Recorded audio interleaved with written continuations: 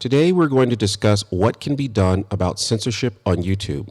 I'm going to offer a specific solution that will work if we can get it to many of the creators who are under threat.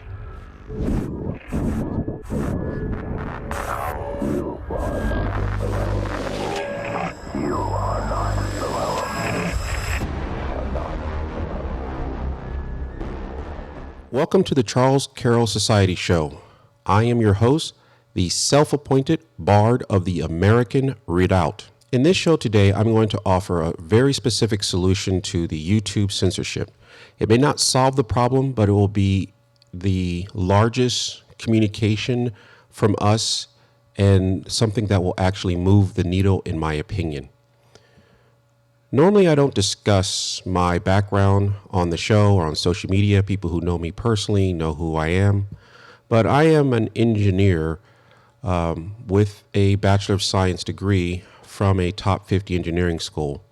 I make my living and keep these lights on by solving problems. That is literally what I do for a living. As you know, yesterday on the CharlesCarrollSociety.com show, or blog, I published a long article talking about Black Pigeon Speaks. Black Pigeon Speaks is a half Japanese YouTuber who talks about a lot of things, travel, culture, and his channel was simply deleted off of YouTube, removed. He had no community guideline strikes. He was fully monetized. There was no indication that any of his content was there, and YouTube burned his books. He's essentially self-publishing these articles, and YouTube just deleted them. No comment, nothing. And as Black Pigeon Speak, for some reason, because everyone, and I recognize I'm a tiny channel with a very little following, everyone came to his defense. YouTube actually restored his channel today. Let me describe a couple of principles that are true. Under the U.S. law, there is no such thing as hate speech. It is an indefined term because under law, it does not exist. There is no such thing as hate speech under U.S. law. And because there's no such thing as hate speech under U.S. law, I can make hate speech mean anything I want. If you don't send me $200 a week, if you don't advocate for sending me $200 a week, I consider that hate speech. Prove me wrong. Well, you can't. That's because it's not defined. We have already argued as a society in the United States, and we have decided that we would rather allow more speech, including hate speech, because if we allow people to begin to define hate speech, it limits the ability of people to have honest conversations. So we've already had the argument, and we've already made the decision through the Supreme Court that these kinds of hate speech laws do not exist. That's why you think it's ridiculous if I say that if you advocate against me having $200 a week from every single person who sees this video as hate speech. YouTube just changed their terms of hate speech to say that if I criticize you for being in my country illegally, which is a crime, that's hate speech. That is a clear example of ludicrous. You're saying that I cannot advocate against criminals? They say that's hate speech. There is no such thing as hate speech, and thus anyone who implements a hate speech policy will only allow such a system to come into being, which brings in their personal opinion. There is no such thing as hate speech. And the other principle of my solution is for everyone to understand, there is no such thing as radicalization. This is a postmodernist, social communist, social Marxist term. There's no such thing as radicalization. If I sat there and told you, hey guy, you know what we're going to do? We're going to dress butt naked and put on some B&D gear and run down the street butt naked. But I'm going to start sending you some videos of why that's cool. I'm going to start sending you some videos of why running around the street in some kind of crazy fetish wear is really good. How likely is it that you will do that? The chance is zero. Zero. You know why? Because I can't send you videos and blogs and writings to make something that you don't already have in your heart seem reasonable. You can't radicalize someone to do something that they are not already prone to do. Because postmodernists and globalists have rejected the Christian understanding of the world, they reject the nature of good and evil. And because they reject the nature of good and evil, they have rejected things like free choice.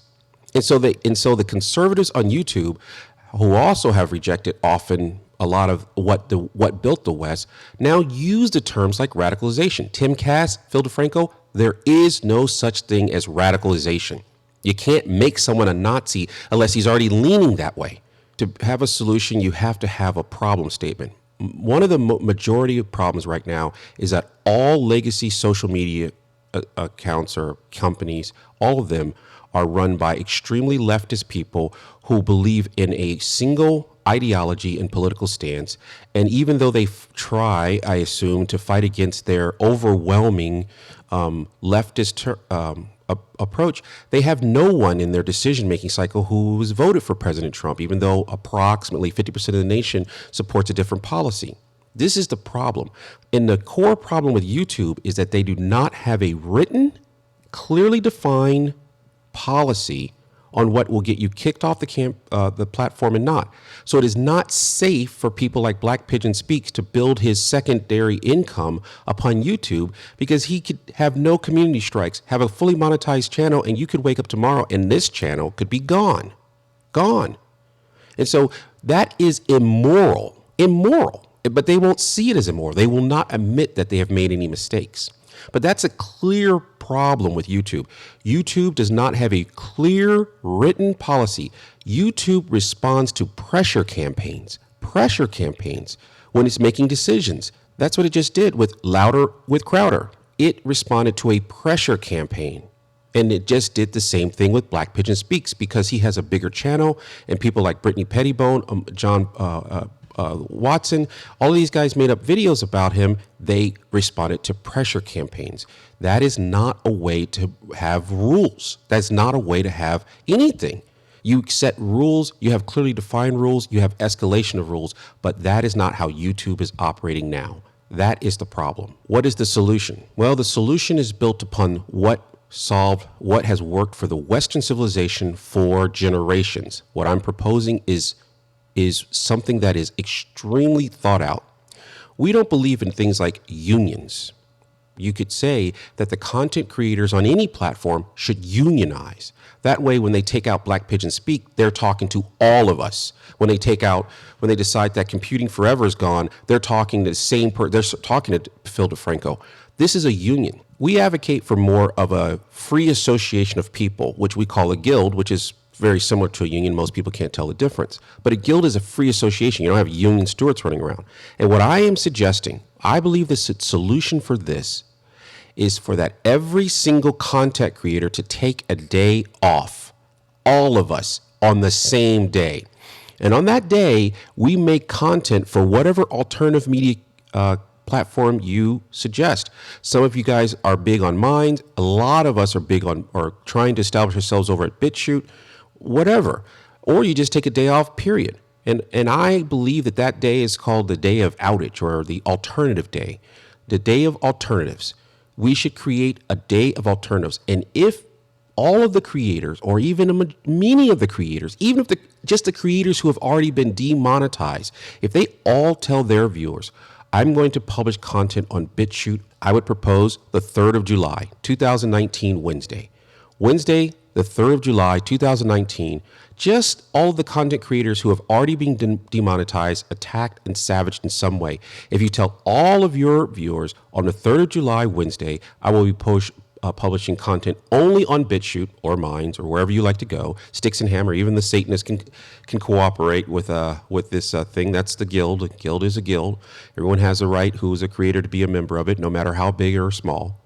All of them, all of us say, on the 3rd of July, on Wednesday, we are having alternative day. We will not upload content to YouTube.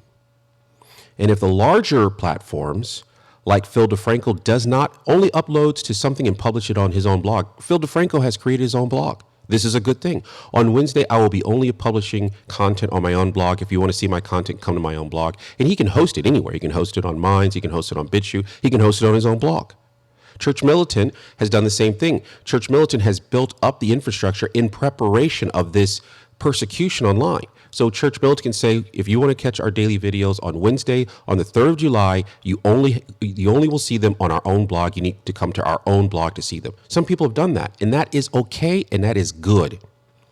If all of us do that, what we're requesting from YouTube is a clearly written policy that they will follow, and they will not respond to pressure campaigns one way or the other. And they can come out with that. They can make a video response to this. But our protest is on the 3rd of July.